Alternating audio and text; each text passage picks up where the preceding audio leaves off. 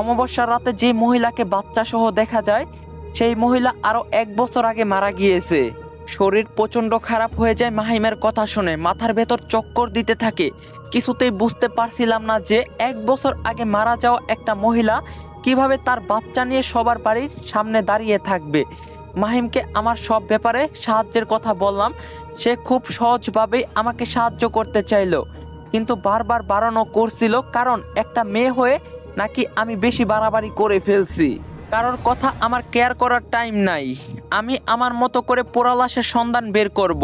সেদিন সন্ধ্যায় আবারও মেসেজ আসলো, খোলা চুলে লুকিয়ে থেকে আমাকে দেখে কি লাভ ম্যাডাম, আপনি বরং দাঁড়িয়ে থাকবেন, একদিন আমি আপনার সাথে দেখা করব। লোকটার সাহস মন্দ না। অপরিচিত একটা মেয়েকে এভাবে মেসেজ করে বিরক্ত করার মানে কি? তিনি কি আমার সাথে মশকরা করছেন, না আমাকে ভালো তার এই কয়দিনে মাথার যে অবস্থা হয়েছে তাতে কিছুদিনের মধ্যে পাগল হয়ে যাব মনে হচ্ছে।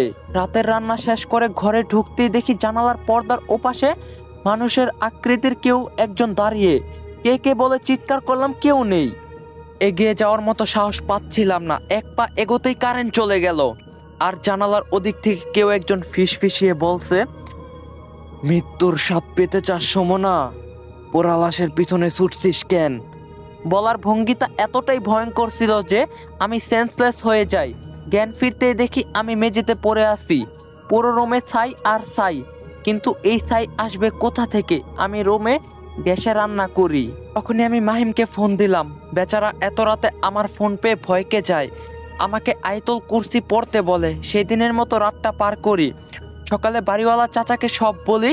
তিনি আমাকে এসব বিষয়ে ঘাটাঘাটি করতে নিষেধ করেন। কি দরকার এসব ভূত প্রেতের পিছনে ছুটে? চাচার কাছে ছাইয়ের কথা বলতে তিনি এমনভাবে ভড়কে গেলেন যেন তার সামনে কাউকে খুন হতে দেখলেন। ছাইগুলো কি এখন আছে তোমার রুমে?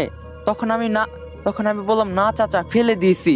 তখন চাচা বলল, মা, তোমার কপালে কষ্ট আছে, দেখতাছি। এর আগে আমাদের গ্রামে 2টা ছেলে এসব নিয়ে মাথা ঘামিয়েছিল।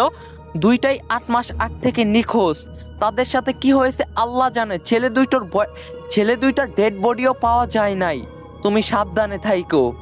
ছেলে দুটোর ডেড বডিও পাওয়া যায় নাই, তুমি সাবধানে থেকো।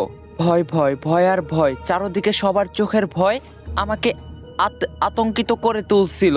কেন সবাই এত ভয় পায়? আদেও কি এসব ভূতের কাজ কারবার, না অন্য কিছু? এসব কিছু জানার আগে আমাকে মহিলা ও তার বাচ্চার সমস্ত কিছু জানতে হবে, কিন্তু কিভাবে?